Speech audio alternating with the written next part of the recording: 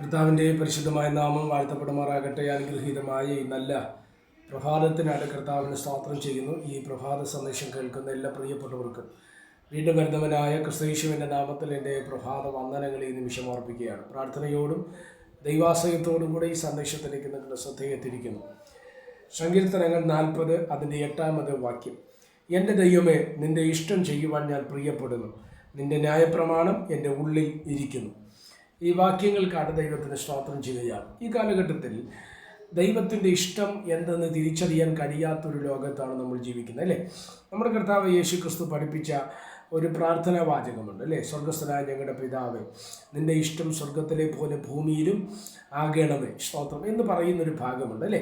അപ്പോൾ ദൈവം എപ്പോഴും, ഇല്ലെങ്കിൽ കർത്താവായ യേശു ക്രിസ്തു ആഗ്രഹിച്ചത് ഒന്നാണ്. എന്തുവാ?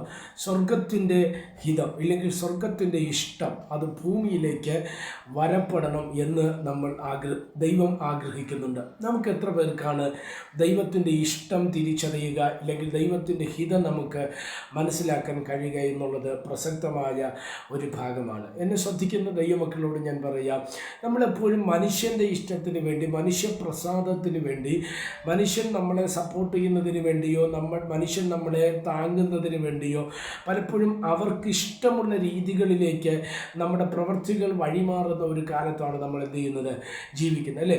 എന്നാൽ എന്നെ ശ്രദ്ധിക്കുന്ന ദൈവമക്കളോട്, ഇല്ലെങ്കിൽ ക്രൈസ്തവ വിശ്വാസികളോട്, ബൈബിളിൽ വിശ്വസിക്കുന്ന ദൈവമക്കളോട് ഞാൻ പറയട്ടെ, മനുഷ്യരെ പ്രസാദിപ്പിച്ചത് കൊണ്ടല്ല നമ്മൾ സ്തോത്രം, അതുകൊണ്ട് ഒരു കാര്യവുമില്ല. എന്നാൽ ദൈവത്തെ പ്രസാദിപ്പിച്ചാൽ അത് നമ്മുടെ ജീവിതത്തിനകത്ത് അനുഗ്രഹമാകുവാൻ തക്കവണ്ണം ഇടവരും.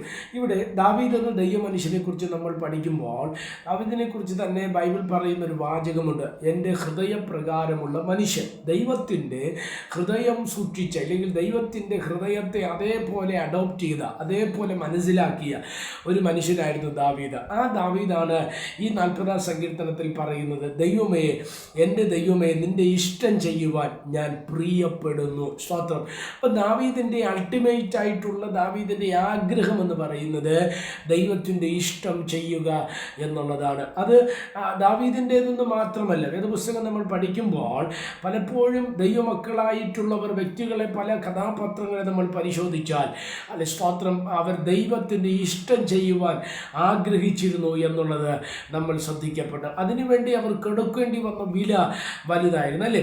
ഒരിക്കൽ ഇഫ്താഹ് തൻ്റെ യുദ്ധത്തോടുള്ള ബന്ധത്തിൽ ദൈവത്തോട് പറഞ്ഞൊരു നേർച്ചയുണ്ട്, സ്തോത്രം. കർത്താവ്, ഞാൻ യുദ്ധം കഴിഞ്ഞ് മടങ്ങി വരുമ്പോൾ എന്നെ എതിരേൽക്കുന്നവൻ ആരാണെങ്കിലും അതിനെ ഞാൻ യാഗം കഴിക്കുമെന്ന് പറഞ്ഞ ഇഫ്താഹിൻ്റെ ഒരു നേർച്ചയെ നമുക്കറിയാം.